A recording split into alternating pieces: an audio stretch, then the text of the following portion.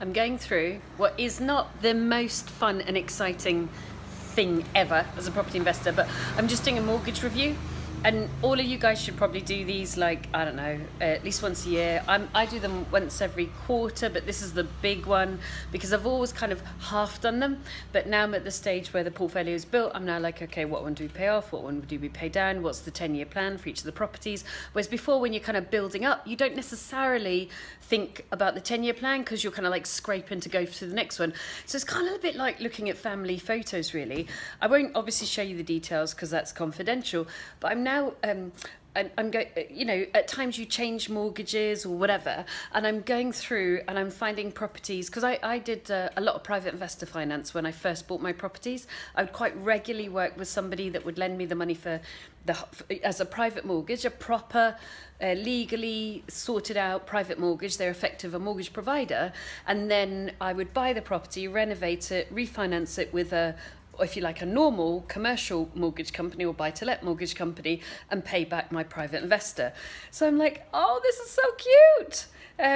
So here's one. I can't show you the details, unfortunately, just because it's confidential, but an investment agreement made the 14th of March, and I've written on it, paid back the 4th of November. So from the 14th of March to the 4th of November, the house was bought with private funding. I then worked like stink to renovate it, put tenants in, have ASTs, prove that the ASTs were being paid, you know, the rent was being paid, and then refinance with a normal mortgage company, and then paid back out my private investor, who then said, could you please hurry up and go buy another house? And I'm like, okay. So that particular person used to lend me 600 grand a year, every year for 5 years. And at that point, I was like, I've loved working with you, but I don't necessarily need to continue working the same manner, which is 3 million quid. But obviously it's only 600 grand repeated. But nonetheless, I bought quite a few houses with that kind of money. And every time it was, could you please hurry up? Because obviously no point in it being in that person's bank account because it doesn't do anything. Whereas if it's in either my bank account or then being paid for a house, I'm paying interest on it. So it's a bit like, oh, wow. Do you remember how stressful it was? Because not with the person's a fantastic person, but, you know, just buying houses, buying for cash, refinancing them, renovating them, non-stop, go.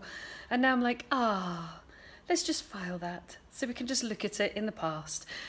So that's one way to get started. I certainly didn't have enough money to buy the kind of houses that I own now, so I did an awful lot with a private investor, and now I'm a bit like, look at the photos of when I was a baby, which is why I'm looking at this kind of stuff now and just filing it beautifully. So 2 things.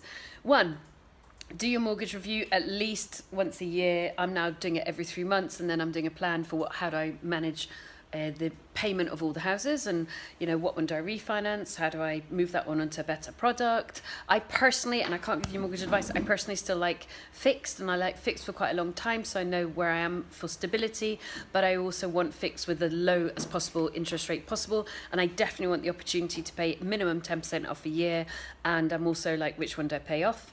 And 2, don't think that because you haven't got money you can't buy houses. I bought an awful lot of my houses with private finance. I bought it for cash using a private mortgage from that particular person, and then I refinanced them, paid the person back, and moved them onto, if you like, normal mortgages. Oh, and 2 more things. Subscribe to our videos. There's a little button somewhere, and then we tend to do video a day, more or less, unless I forget or on holiday or, you know, whatever. And second thing, hop over to our website, thegoodpropertycompany.co.uk. We've got a ton of great resources for you. I've been writing a lot of free checklists recently. We've also got packs, we've got workshops, we've got sample legal documents, you know, joint venture agreements, investor agreements, all of that kind of stuff. A whole bunch of fantastic resources for you guys. Okay, see you soon. Bye.